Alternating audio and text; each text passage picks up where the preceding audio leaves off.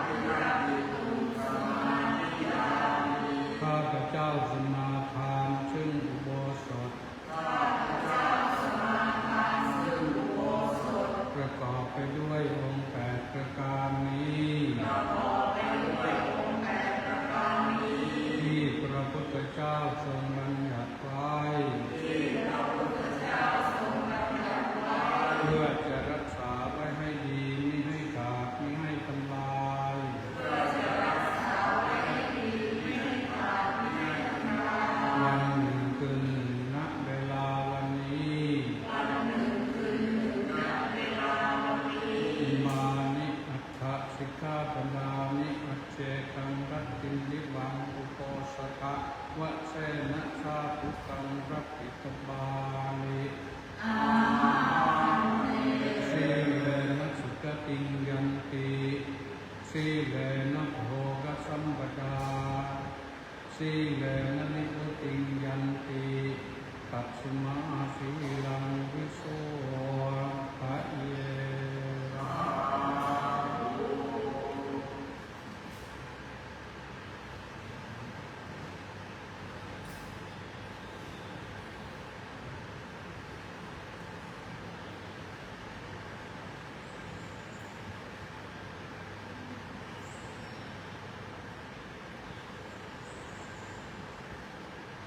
อิดานิตัสสะ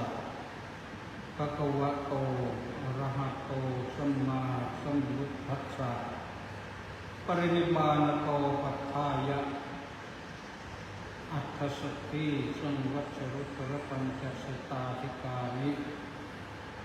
เวสังวัชระสหัสสานิอติกันตานิปตุปันนกาลวัเสนะอาสานามาสัสสะรัสมันวินังวาระวเสนะปนะครุวาโรโหติเอวังตัสสะภะคะวะโตปรินิพพานาสาสนายุกาลกนะนาสัมปะเกตบาอิโตปรังสัจจจังธัมโมโสตโบสุปมัสสดุพระพุทธศาสนายุกาลจำเริญแต่ปรินิพพานในองค์สมเด็จพระผู้มีพระภาคอรหันตสัมมาสัมพุทธเจ้านั้นบัดนี้ล่วงแล้ว 2,568 พรรษาปัจจุบันสมัยกรกฎาคมมาศวันที่10พฤหัสบดีวาลพระพุทธศาสนายุกาลจำเริญแต่ปรินิพพานในองค์สมเด็จพระผู้มีพระภาคอรหันตสัมมาสัมพุทธเจ้านั้นมีนัยยะจะพึงกำหนดนับด้วยประการฉนี้ก็ระวันโบสถเบื้องหน้าแต่นี้นั้นตรงกับวันศุกร์ที่18แรม8ค่ำเดือน8เบื้องหน้าแต่นี้ขอพรรษาทุกชนพุทธบริษัททั้งคฤหัสถ์และบรรพชิตเพิ่งสงบกายวาจาจิตสดับธรรมภาสิตเทศนาอันจะสังวรรณาต่อไปโดยเคารพเถิดนะโมตัสสะภะคะวะโตอะระหะโตสัมมาสัมพุทธัสสะนะโมตัสสะภะคะวะโตอะระหะโตสัมมาสัมพุทธัสสะนะโมตัสสะภะคะวะโตอะระหะโตสัมมาสัมพุทธัสสะบุตถังนะเมรัตนปูตสลีรติตังธัมมังนะเมรัตนปูตวิสุทธิสารังสังฆังนะเมรัตนปูตสุสีลบิตถิงเอตังนะเมติรัตนังรัตนัตติโยหังสัมมาสมโมชริตวัตถุวิเศษภูปันติบัดนี้จัดได้แสดงพระธรรมเทศนาว่าด้วยเรื่องคุณของพระรัตนตรัยปรารภวันสำคัญอันยิ่งใหญ่คือวันอาสาฬบูชาวันที่พระพุทธองค์ทรงแสดงพระปฐมเทศนาวันที่พระอริยสงสาวกเกิดขึ้นในโลกทำให้พระรัตนตรัยคือพระพุทธรัตนะพระธรรมรัตนะพ ระสังฆรัตนะครบทั้งสามประการและเป็นวันที่พระสัมมาสัมพุทธเจ้าเปิดโลกด้วยแสงสว่างแห่งพระธรรมเป็นวันเริ่มนำชาวโลกให้พ้นจากความทุกข์ทั้งปวงตามที่ตนสามารถขวนขวายพยายามพร้อมด้วยบุญวาสนาบารมีที่เตรียมพร้อมมาครบถ้วนแล้วเพราะฉะนั้นวันนี้ถือว่าเป็นวันสำคัญจึงขอท่านสาธุชนทั้งหลายจงได้ตั้งจิตตั้งใจทำใจให้บริสุทธิ์ด้วยศีลที่รับแล้ว8 ประการพร้อมด้วยตั้งสัตยาธิษฐานว่าถ้าเป็นไปได้ตลอดพรรษานี้ขอรักษาศีลอุโบสถแม้จะต้องแลกด้วยชีวิตก็ยอมสู้ได้ก็โดยปกติเราก็มีศีลกันอยู่แล้วแต่ไม่ได้ตั้งสัตยาธิษฐานที่จะรักษาเท่านั้นญาติโยมทุกท่านทุกคนนั้นตั้งไม่ฆ่าสัตว์อยู่แล้วไม่ลักทรัพย์ของใครอยู่แล้วไม่ประพฤติผิดในกามอยู่แล้วแล้วก็ไม่พูดเท็จหรือไม่แน่บางทีอาจจะเท็จบ้างไม่เสพสิ่งมึนเมาให้โทษแน่นอนอยู่แล้วเรื่องอาหารการกินเกรงว่าจะละไม่ได้ในช่วงเย็นช่วงบ่ายแต่ลองนึกภาพดูว่าถ้าเราไม่รับประทานอาหารช่วงเย็นเหมือนแม่ชีก็ไม่เป็นไรก็ยังอยู่ได้ภิกษุหนุ่มสามเณรน้อยก็อยู่ได้วัน2 วันแรกอาจจะหิวหน่อยพอตกไปวันที่3 ที่ 4เกิดความคุ้นชินการงดเว้นจากการบริโภคอาหารมื้อเย็นทำให้สุขภาพพลานามัยดีศีลบริสุทธิ์แล้วก็รักษาสุขภาพได้ดีกว่าที่บริโภคอาหารมื้อเย็นด้วยอันนี้ทางการแพทย์เขาก็ยืนยันมาแล้วไม่แต่งตัวไม่ปัดหน้าทาแป้งไม่ประดับตกแต่งก็อยู่สบายมีเครื่องห่อหุ้มกายให้เป็นปกติธรรมดาก็อยู่ได้และประการสุดท้ายเพียงแค่ว่าไม่เสพความสุขจากที่นั่งที่นอนมันหรูหรา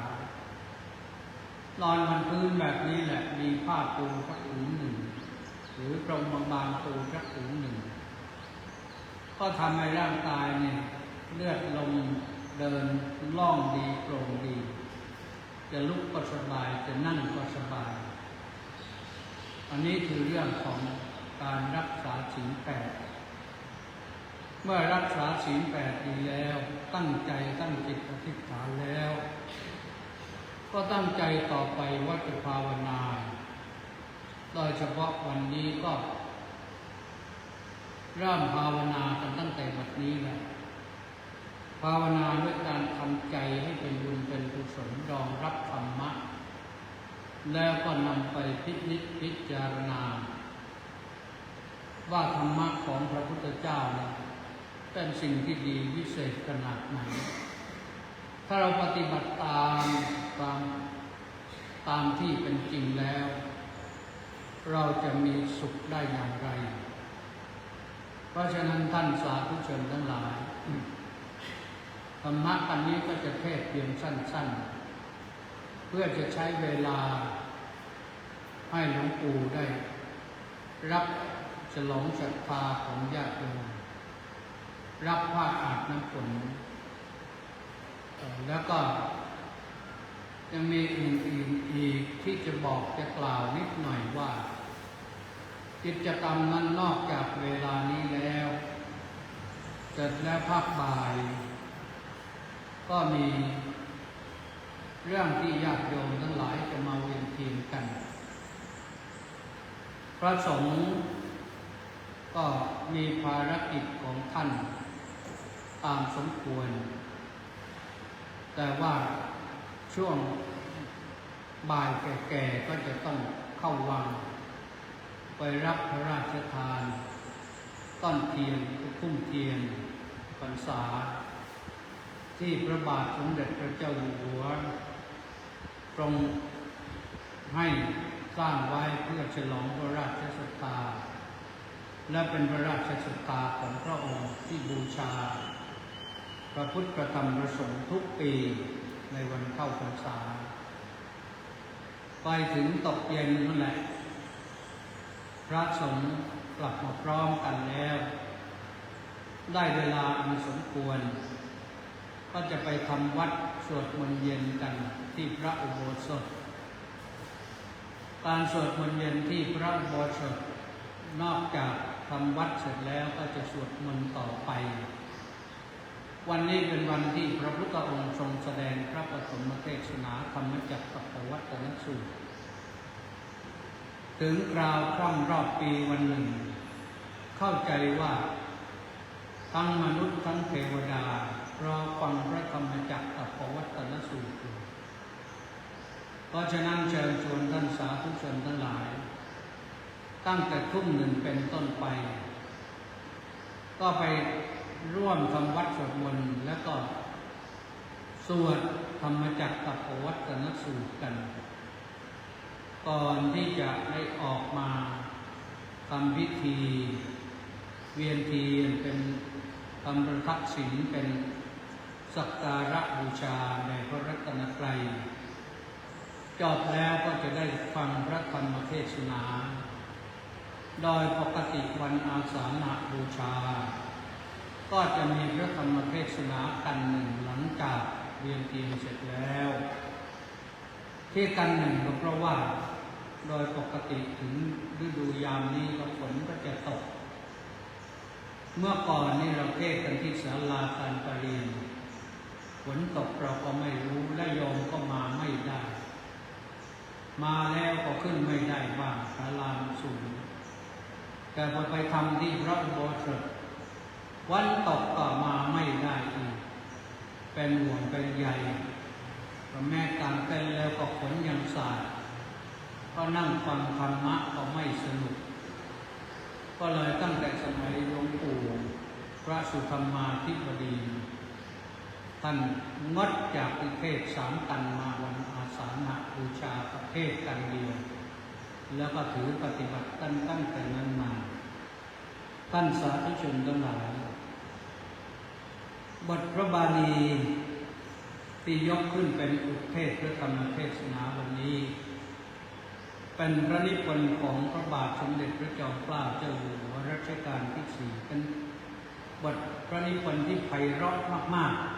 ๆเขาถือกันว่าเป็นบทครูเป็นบรมครูแล้วก็เป็นบทที่ฉันทละไพเราะเพราะริ้งหาคนแต่งได้ยากแต่พระองค์ทรงแต่งไว้แล้วก็ได้ความในพระคาถาเดียวนี้ได้ครบเลยตั้งแต่บทแรกที่ว่า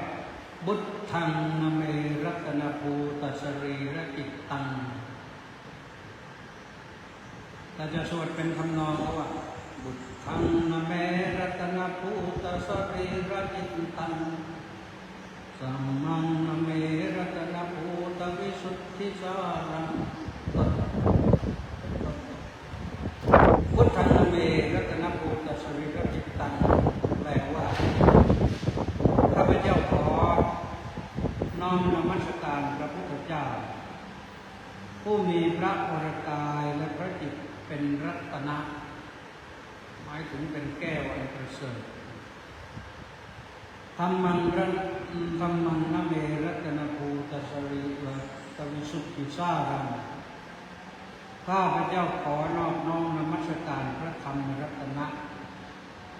มีสาระคือความหมดจดวิเศษเป็นรัตนวิเศษด้วยสังฆังนะเมรัตนภูตวิสุทธิสารังข้าพเจ้าขอน้อมนมัสการพระอริยสงฆ์ผู้มีศีลและมีทัศนะอันงดงามเป็นรัตนะเอตังนะเมติรัตนังรัตนัตโยหังข้าพเจ้าขอนอบน้อมนมัสการรัตนะทั้งสามนี้อันชื่อว่ารัตนตรัย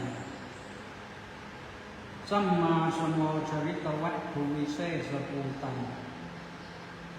อันเป็นวัตถุวิเศษสโมสรประชุมรวมกันเป็นอย่างดีแล้วนี้ชื่อฉันนั้นท่านเรียกว่าเป็นวสันตดิลกแต่ยากมากเพราะต้องใช้ภาษาที่อักษรที่ต้องใช้รัศะคือเสียงสั้นๆมากรัตนะปกติการแต่งกาบกรโครงฉันเลยค่ะใช้สระมากๆมันหาศัพท์ไม่เจอแต่นี้พระองค์ทรงแต่งไว้อย่างสวยงามไพเราะเพราะพริ้งได้ความหมายทุกที่ทุกทางที่พระองค์ทรง รจนาไว้นั้นเป็นภาษาที่ไพเราะแม้แต่บทที่เราทำวัดเช้าว่าพุทโธสุโธกะรุณามหันนโมเริ่มต้นว่าพระพุทธเจ้าผู้เป็นพระพุทธเจ้าผู้ประกอบด้วยพระปัญญาคุณหรือผู้สัมมาสัมพุทธเจ้าผู้ตรัสรู้ได้โดยชอบด้วยพระองค์เอง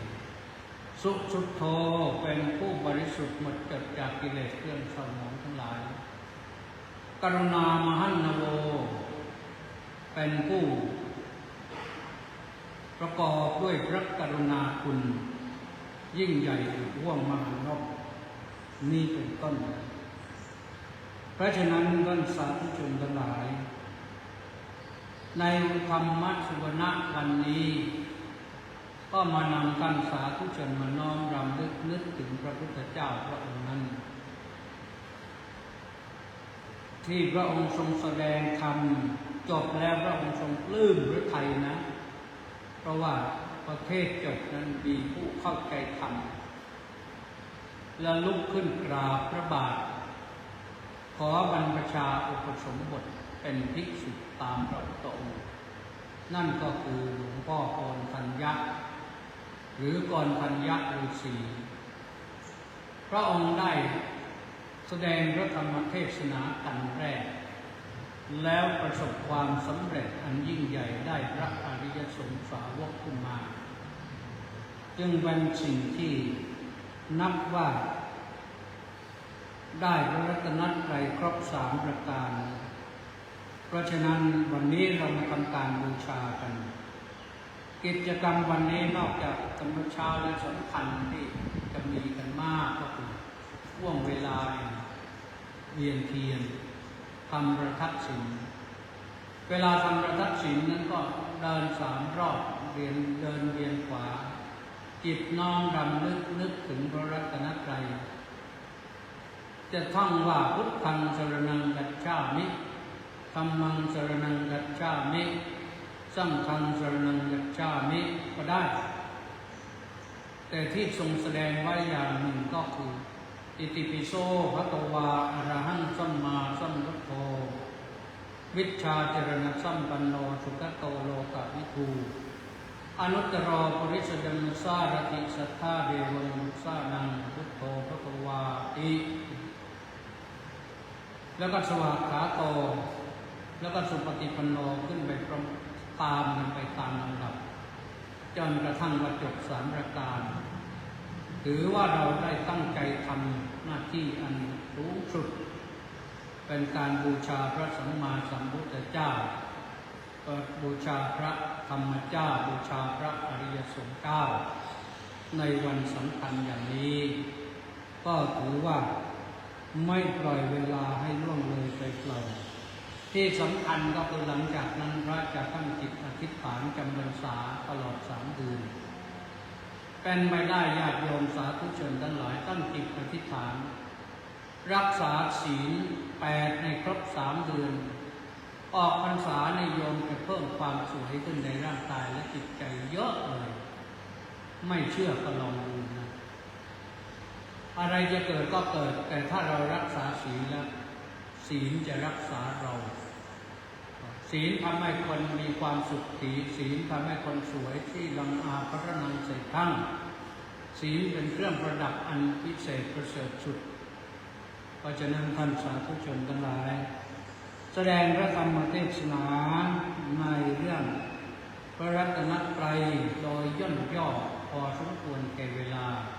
ก็ขอยุติพระธรรมเทศนาไว้เพียงแค่นี้ขอความสุขความสวัสดีความเจริญในธรรมของพระสัมมาสัมพุทธเจ้าจงบังเกิดมีแก่ท่านสาธุชนทุกท่านแล้วก็รับพรไปเลยยะถาวาริวหาปูราปริปูเรนติสาภรังเอวเมวะอิโตทินังเปตานังอุปกปติอิชิตังปฏิตังตุมหังกิปเมวะสมิชุโตสัพเพปูเรนตุสังกปาจันโทปนรโสยถามณิโชติรโสยถาสัพพิติโยวิวัชชันตุสัพพโรโควินัสตุมาเตภวตวันตรายโยสุขีทีพายุโกภวะอภิวาทนาสีลิสานิจังวุธาปจายโนจัตตารโอธรรมาวัฏันติอายุวันโนสุขังพระ